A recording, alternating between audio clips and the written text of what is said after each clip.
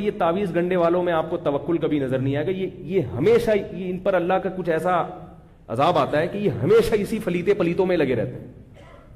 انگوٹھے میں الگ دھاگا بندھا ہوگا, کالا سا پٹا گلے میں پڑا ہوگا, اور یہاں ایک کچھ باندھا ہوا ہوگا, اور پھر گھول کے بھی کچھ پی رہے ہوں گے صبح شام. ساری زندگی اسی میں. اللہ کا بڑا فضل ہے, ہمارے سارے کام اللہ دعاؤں سے پورے کر دیتے ہیں. ہمارے بچے کبھی بیمار ہوں, ہم دعا مانگتے ہیں اللہ سے, الحمدللہ اللہ شفا دے دیتا ہے. ڈاکٹر سے علاج کراتے ہیں, ایک محلے کے ڈاکٹر ہیں, وہ سارے بچوں کے پورے رول نمبر کے حساب سے انہوں نے یاد کیے, کون سا پیس ہے, یہ تیسرے نمبر والا پیس ہے. اللہ نظر سے بچائے, بس اتنا. اور سورہ فلق سورہ ناس پڑھ لیتے ہیں, دم کر لیتے ہیں. مجھے بہت لوگوں نے کہا کہ آپ یوں کریں, آپ ایسا کریں, آپ عاملوں کے خلاف بہت بولتے ہیں, یہ کچھ کر دیں گے. میں نے کہا ان کا باپ بھی کچھ نہیں کر سکتا. کیا خیال ہے؟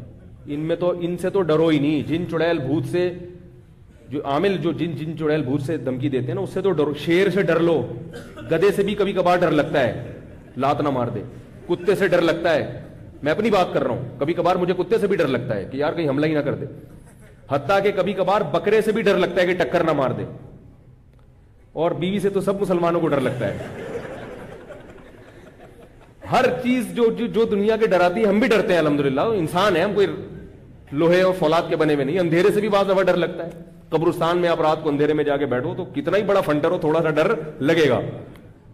اللہ کا بڑا فضل ہے, میں کبھی عامل سے, چاہے دیوبندی ہو, چاہے کسی بزرگ کا خلیفہ ہو, چاہے اس کے ماتھے پہ تہجد کے نشانات ہوں, چاہے اس کو 100 بزرگوں سے خلافتیں ملی ہوئی ہوں, اپن نہیں مانتا بھائی, ہم نہیں مانتے. اس پہ میں بہت دلائل لے چکا ہوں, لیکن اگر کسی کو دلیل سمجھ میں نہیں آئے تو کانفیڈنس بھی ایک دلیل ہوتی ہے. کہ ایک آدمی ممبر پہ بیٹھ کے اتنی کانفیڈنس سے بات کر رہا ہے, اس کا مطلب کچھ بات میں دم ہے. کانفیڈنس بھی دلیل ہوتی ہے بعض دفعہ. حضرت ابو بکر نے حضرت عمر رضی اللہ تعالیٰ عنہ کا کسی رائے میں اختلاف ہوا تھا. حضرت عمر رضی اللہ تعالیٰ عنہ نے کہا کہ قرآن کو جمع کیا جائے. حضرت ابو بکر نے کہا جو کام نبی نے نہیں کیا میں وہ کیوں کروں, جو کام نبی نے نہیں کیا میں وہ کیوں کروں. حضرت عمر نے فرمایا آپ کو کرنا پڑے گا. اتنے بغیر دلیل کے حضرت عمر کانفیڈنس سے بات کرتے رہے, کرنا پڑے گا, ورنہ قرآن ضائع ہو جائے گا. ابو بکر فرما رہے ہیں کہ بھائی اگر ضائع ہونے کا خطرہ تھا تو نبی نے کیوں نہیں کیا یہ کام. حضرت عمر دلیل نہیں دے رہے, حضرت فرمایا نہیں کرنا پڑے گا ورنہ ضائع ہو جائے گا. اتنا زور سے اصرار کیا. ابو بکر فرماتے اللہ نے مجھے شرح صدر کر دیا کہ بھائی یہ عمر صحیح کہہ رہا ہے. بعض دفعہ دلیل نہیں ہوتی, بندے کا کانفیڈنس کام کر جاتا ہے. میرے پاس تو دلیل بھی ہے, کہیں یہ نہ سمجھے. کانفیڈنس کی بڑی ویلیو ہے. آپ کو پتا ہے کہ ایک چوہے نے جو ہے نا ہاتھی کو پرپوز کیا, ہتھنی کو. چوہا ہے اور ہاتھی کی جو ماتا ہے ہتھنی, اس کو پرپوز کیا. تو ہتھنی نے بولا تو اپنی اوقات دیکھ, تو اپنی اوقات دیکھ, کمبخت اپنا خاندان دیکھ, اپنا قد دیکھ. نہ تیرا نیچ خاندان کے گھٹیا آدمی, تجھے شرم نہیں آئی, میرے لیے نکاح کا پیغام بھیج رہا ہے, تو شرم نہیں آئی.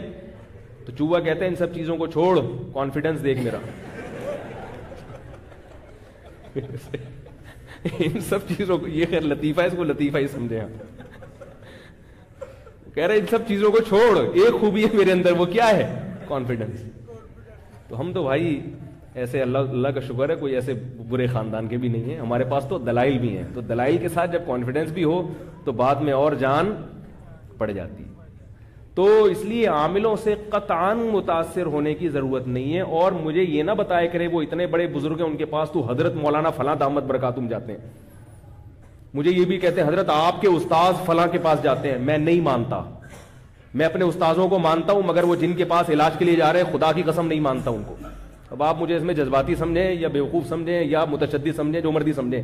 اگر آپ کو عبرت نہیں ہوتی تو جائیں, آپ پھر علاج کرائیں. زندگی اگر آپ کی تباہ نہ ہوئی اور تعویذ گنڈوں پلیتوں میں ساری زندگی نہ گزری تو میرا نام بدل دینا آپ. جو ایک دفعہ ان پلیتوں کے پاس چلا گیا نا, روحانی ٹوٹکوں اور فضول لوگوں کے پاس, پوری زندگی کے لیے برباد ہو جاتا ہے. جن چڑیل بھوت کا علاج گھر میں کر لو, آیت الکرسی, سورہ فلق, سورہ ناس پھونک لگا کے, یا کسی مسجد کے امام صاحب کے پاس, بزرگ کے پاس, جو بھی ہے جو یہ کام کرتے نہیں ہیں ان کے پاس لے جاؤ. بولو حضرت آپ نیک آدمی, آپ کی پھونک میں اللہ نے دم رکھا ہوگا, تو اس سے پھونک لگوا لو. یہ ٹھیک ہے, اتنا میں مانتا ہوں. سمجھ رہے ہو؟ تو عجیب نظر اتار رہے ہیں, وہ تسبیح کو یوں ٹک ٹک ٹک کر کے نظر اتار رہا ہے. تجھے یہ کیسے پتا چلا کہ جس میں نظر لگی ہے؟ اور ہر ایک پر 99% لوگوں پہ نظر لگ رہی ہے. میں مانتا ہوں کہ نظر لگتی ہے، برحق ہے، مگر اتنی زیادہ لگ رہی ہے کہ 99% لوگ نظر کی وجہ سے کھانس رہے ہیں. تو کھانسی تو ہوگی نا.